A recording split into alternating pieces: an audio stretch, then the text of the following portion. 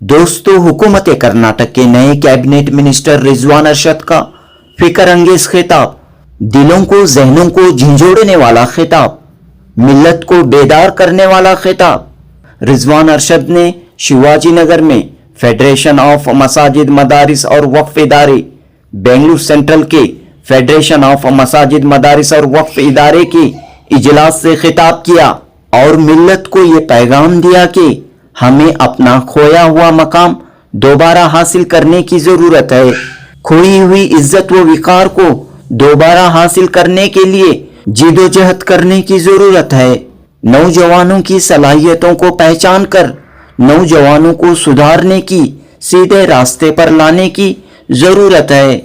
इस तरह मौजूदा हालात में मिली तालीमी समाजी इदारों की क्या जिम्मेदारी होनी चाहिए, इस पर रिजवान अरशद ने कीमती बातें पेश की। जनूबी हिंद न्यूज रिपोर्ट। अभी अभी आपसे मुखातिब हुए हमारे बड़े भाई जनाब कमाल पाशा साहब, हमारे बुजुर्ग जनाब जमाल पाशा साहब, अशफाक भाई, नूरुल हसन अंसारी साहब, मौलाना मुजफ्फर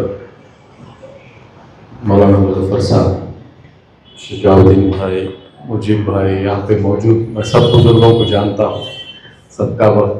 सबका नाम लेता चलूँ तो वक्त बहुत हो जाएगा, इसलिए माफ़ कीजिएगा। ये मेरे लिए बड़ी खुशी और एजाज़ की बात है कि मेरे मिनिस्टर मुंतखब होने के बाद ये मेरे घर में मुझे बुलाकर आप लोग जो खुशी का इजहार आप लोग कर रहे हैं, जो दुआएं आप लोग दे रहे हैं, मैं समझता हूं कि इन्हीं दुआओं का नतीजा है कि मुझे आज इस रियासत का वज़ीर बनकर मैं आपके सामने खड़ा हुआ। अगर आप लोगों की कोशिशें ना होती, आप लोगों की दुआएं ना होती, अगर आप लोग मेरे साथ खड़े ना होते, मुझे मेरे हाथ मजबूत ना किए होते और मुझे असेंबली के अंदर भेजा ही नहीं होता, तो आज मैं मिनिस्टर बनकर खड़ा होने का सवाल ही पैदा नहीं हुआ।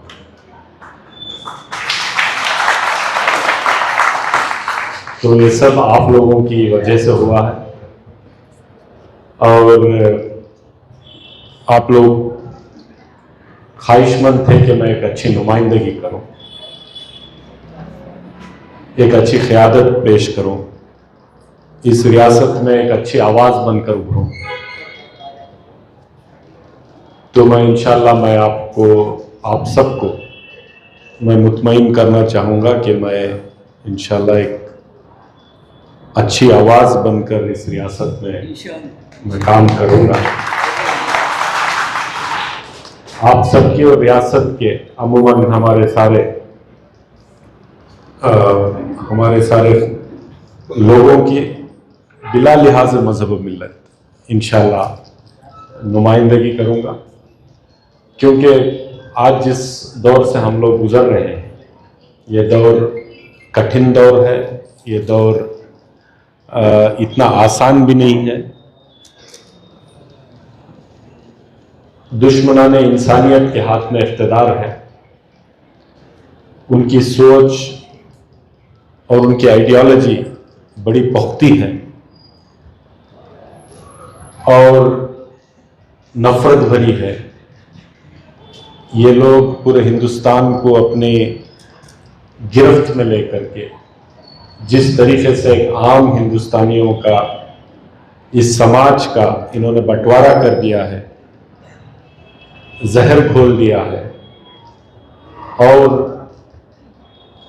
हम लोगों को टारगेट करते हुए जिस तरीके के क़वानीन बना रहे हैं, जिस तरीके का माहौल हमारे खिलाफ बुना जा रहा है, इस कठिन माहौल में हम जो भी करते हैं, ये हम लोगों के साथ हम आज जो भी करें, ये हम लोगों को टारगेट करने का काम ये लोग करते आ रहे हैं और बड़े ज़ोर से आज ये काम चल रहा है। तो ऐसे का मुश्किल कुन हालात में हमें चंद लोगों को इस मुकाम तक पहुंचने का इस जमहूरियत ने एक मौका दिया है कि पूरे हिंदुस्तान में आज सिर्फ 19 लोग हैं हमारी कौम के जो मिनिस्टर्स हैं। मुझे भी ताज्जुब हुआ ये देखकर कि 20-22 करोड़ की आबादी के लिए सिर्फ 19 लोग हैं जो आज इख्तिदार में है पूरे हिंदुस्तान में। तो ये बहुत बड़ी जिम्मेदारी है। चूंकि रियासत कर्नाटक में हमने जिस तरीके की हुकूमत पिछले 5 साल देखी थी, जिस तरीके से हमें इस हुकूमत ने टारगेट किया था, हमारे रिजर्वेशन को छीन लिया, अज़ान पर पाबंदी लगा दी, यहाँ तक कि जानवर ज़ुबा करने में पाबंदी लगा दी, हिजाब पर पाबंदी लगा दी, ऐसे ऐसे क़वानीन बनाए जिसके ज़रिए चैन से जीना मुश्किल कर दिया। हमारा कोई बुजुर्ग दाढ़ी छोड़कर एक साइकिल में कोई चीज लेकर व्यापार नहीं कर सकता। आज भी एक ट्रेन में सफर नहीं कर सकता। ऐसे हालात जो बने हुए हैं, इन हालात में बहुत ही संजीदगी के साथ, बहुत दूरंदेशी के साथ, बहुत सियासी बसीरत के साथ मैं समझता हूं हमें काम करना है। और हालात कुछ भी हों, जैसा कमाल पाशा साहब की बात से मैं मुत्तफिक हूं कि हमें इन हालात को बदलने के लिए हमारी नौजवान पीढ़ी को तैयार करते रहना है। और ये सिर्फ और सिर्फ तालीम के जरिए, तरबियत के जरिए, उनकी ज़हन साजी के जरिए, उनकी शख्सियत साजी के जरिए हम कर सकते हैं। हम ना सिर्फ अच्छे डॉक्टर, इंजीनियर, ऑफिसर्स बनाए, बल्कि अच्छे साइंटिस्ट बनाए। हमारे बच्चे जो पढ़ लिख कर इस कदर काबिल बन जाएंगे कि कल वो ऐसे ऐसे इजादात करेंगे कि उनके इस अचीवमेंट के जरिए इस कौम को बाइज़ इज्जत देखा जाए। तो हमारी इस कौम के हालात को अगर बदलना है, और कोई अगर बदल सकता है, कोई लीडर नहीं बदल सकता, कोई आलिम नहीं बदल सकता, अगर कोई बदल सकता है तो सिर्फ और सिर्फ ये नौजवान बच्चे बच्चियां बदल सकती हैं, जो तालीम में आफ्ता होकर तालीम इस कदर हासिल कर ले। अज़ान यहाँ किया है।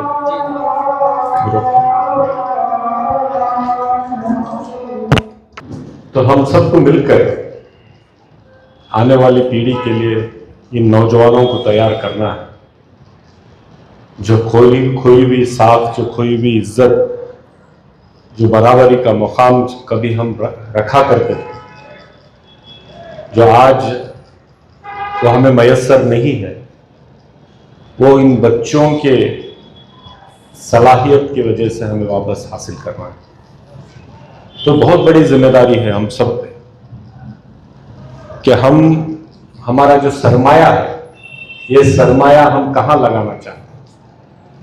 ये जो हम सरमाया लगाएंगे उन इंस्टीट्यूशंस में लगाएंगे जिसके जरिए इन बच्चों का फ्यूचर, इन बच्चों का मुस्तकबिल को हम एक शेप दे सकें। ये बच्चे जो आज अगर हमें इन्हें मजबूत कर दिया तो खुले आसमान में उड़ सकते हैं, तो उनको उस तैयारी के लिए, उनकी ट्रेनिंग के लिए, तरबियत के लिए हम हमारा सरमाया लगाएं। हमारे बच्चों में ये काबिलियत है, ये सलाहियत है कि वो पूरी दुनिया हासिल कर सके, लेकिन इस समाज में, हमारे माशरे में वो काबिलियत नहीं है कि हम उनकी सलाहियत को पहचान कर उनको सही जगह पहुंचा सकें। तो हमें आज इंस्टीट्यूशंस भी बनानी है, हमें उनके तालीम पर, तरबियत पर भी इन्वेस्टमेंट करना है, हमें एक खुशगवार माहौल बनाकर रखना है। ऐसी चीजों में हमारी कौम मुब्तला ना हो कि जब तक अमन नहीं रहेगा तब तक तरक्की नहीं कर पाएंगे। तो अमन बहुत जरूरी है, अमन के लिए भाईचारा बहुत जरूरी है, दूसरे अक़वाम के साथ हमारे रवाबित बहुत जरूरी है, हमारे सुलूक के साथ उनका भी हमारे तरफ रवैया बदल जाता है। तो हमारे मसाजिद को, मदारिस को हमें खोलना होगा। हर कौम के, बिला किसी बैकग्राउंड का, कोई भी मजहब का, कोई भी जात का, कोई भी धर्म का आदमी क्यों ना हो, बिना झिझक हमारे मस्जिद के अंदर आए, हमारे मदारिस के अंदर आए, हमारे साथ बैठे, बात करे, समझे कि क्या मजहब है, ये क्या करते हैं, ताकि गलत फहमियां जो चंद लोग, चंद फिरका परस्त अनासिर पैदा करना चाहते हैं, वो गलत फहमियों को हम तोड़ सकें। हमने ये देखा है कि एक मस्जिद है, एक मदरसा है, 30 साल से चल रहा है, 40 साल से चल रहा है, उसका पड़ोस में जो दूसरे अक़वाम के लोग वहां पे हैं, उनको तक हमने आज तक दावत नहीं दी, उनको तक हमने अंदर नहीं बुलाया। तो ये कमजोरी, कहीं हमारे से भी ये चूक हो रही है कि हम ये कहते हैं कि हमें अलग कर दिया गया है, हम टारगेट हो गए हैं, हमारे साथ सलूक सही नहीं किया जा रहा। हमें भी ये सोचना है कि क्या हम दूसरों के साथ बराबरी का सलूक कर रहे हैं? क्या हम एहसास बढ़तरी में इतने मुब्तला हो गए हैं कि दूसरों को कम समझते हैं और हम अपने आप को इतने आला समझते हैं कि हम ही है, जो भी है हमारा ही है, जो भी खुदा है, और कोई दूसरी किसी की हैसियत नहीं। कहीं ना कहीं क्योंकि कानून कुदरत यह है कि हम जो बीज पेरते हैं वही फल देता है। अगर हमने बीज खजूर का पेरा है तो खजूर ही आएगा। अगर हमने बीज कुछ और चीज का पेरा और दुआ करते रहे कि खजूर निकलेगा, तो नहीं निकलेगा। सवाल ही नहीं, कानून कुदरत है, अल्लाह ने वो कानून बनाया है। आप जो उसका कानून है, उसके कानून के मुताबिक जो चलता है, उसी को नताइज मिलते हैं। अगर उस कानून के बरअक्स अगर हम उल्टा चलें तो उसके नताइज हमें नहीं मिलेंगे, बल्कि उल्टा उसका नुकसान हमें होगा। तो आज हमें यह समझने की जरूरत है कि कितना बड़ा मजहब जो ता क़यामत तक रहेगा, ये तंग नजर से बनाया हुआ मजहब नहीं होगा। अल्लाह ने जो पैगाम हुज़ूर सल्लल्लाहु अलैहि वसल्लम के जरिए भेजा है, एक बहुत बड़ा पैगाम भेजा है।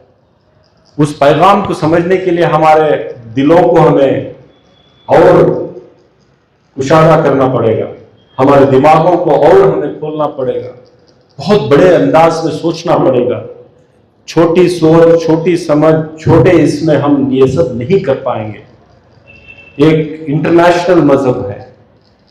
आज इस किताब में जो कुछ लिखा है, साइंटिस्ट आज इस पर रिसर्च कर रहे हैं कि 1400 साल पहले एक सहरा में एक पैगंबर ने जो बात कह दी थी,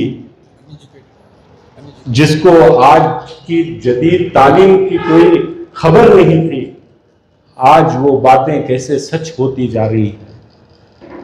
इतनी गहराई की बात, समंदरों के अंदर की बात, आसमानों के ऊपर की बात, जमीन के अंदर की बात,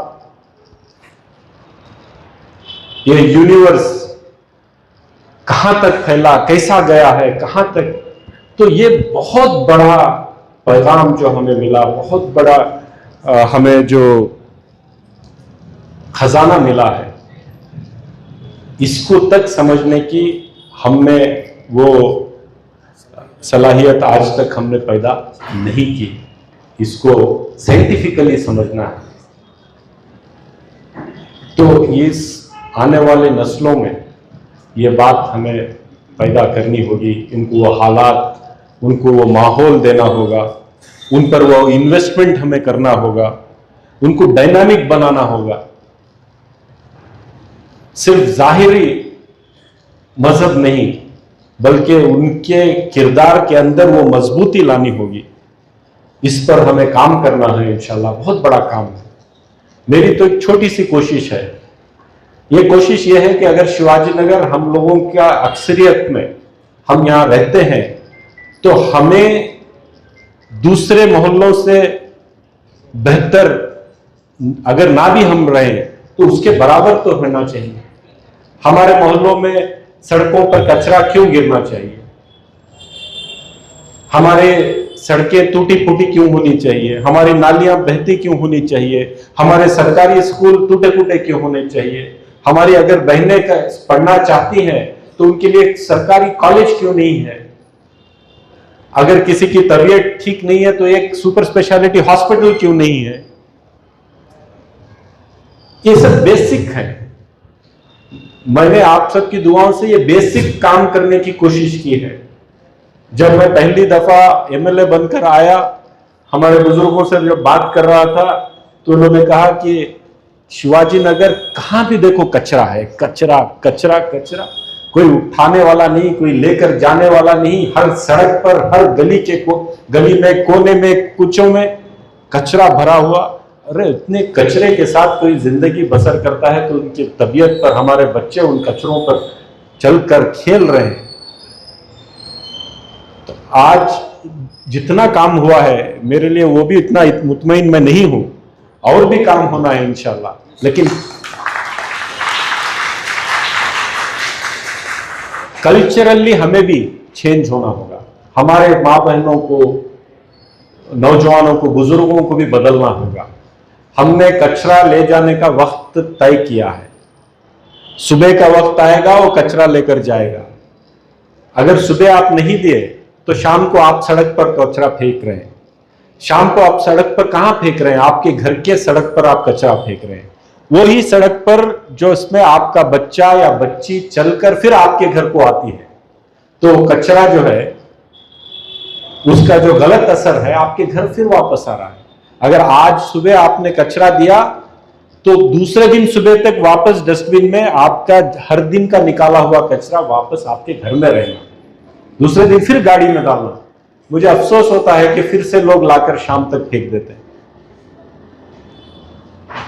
ये बेदारी हमें पैदा करनी है, क्योंकि एक जो माशरा है, एक जो समाज हम कहते हैं, अगर हम इस समाज में हमारा घर, हमारी गली, हमारा मोहल्ला अगर हमने साफ नहीं रखा तो उस समाज पर, उस माशरे पर वो चीज रिफ्लेक्ट होती है कि ये लोग क्या पाक साफ नहीं है, क्या इनमें वो कल्चर नहीं है, क्या इनमें वो तबीयत नहीं है। तो ये बड़ी बात है। मैं देखता हूं कि मेरी माँ बहनें हर दिन पानी डालकर पूरा घर धोकर वो पानी सड़कों पर छोड़ देती है। जरूरत नहीं है, आप मॉप कर कर थोड़े से पानी से कपड़ा भिगा करके भी घर पहुंच सकते हैं। तो पूरे शिवाजी नगर की गलियों में पानी, फिर वो पानी पर लोग चलते हैं, फिर वो कीचड़ बन जाता है, फिर वही कीचड़ के पैर से हम घर चले जाते हैं। तो बहुत सारी छोटी छोटी छोटी चीजें हैं जिसे हमें ख्याल रखना है। तो आपको लगेगा कि ये लेक्चर देना लगता है, तो इसीलिए थोड़ा कम बोलता हूं मैं। तो मैं ये कहना चाहूंगा कि ये जो शिवाजी नगर है हमारी नाक है, हमारी शान।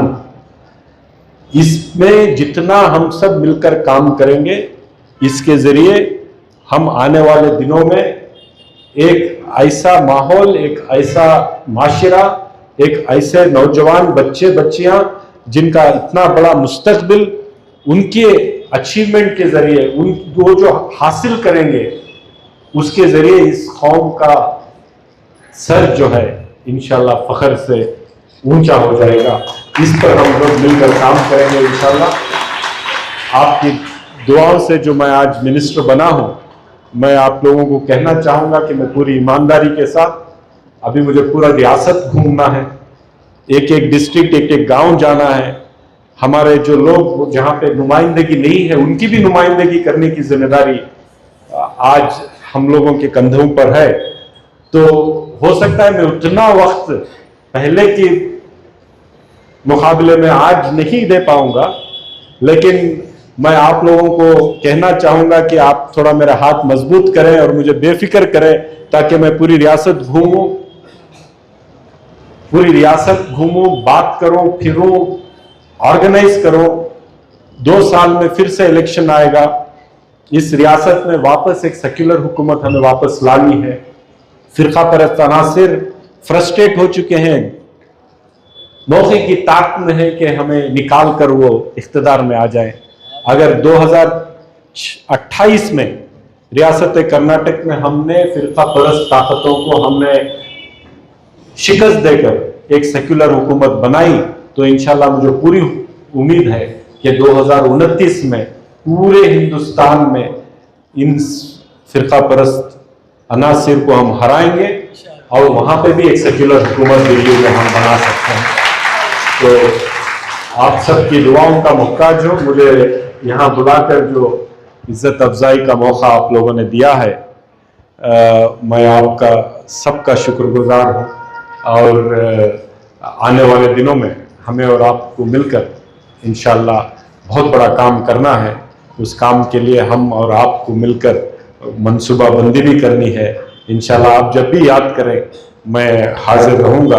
इतना कहते हुए मैं अपनी बात खत्म करता हूँ।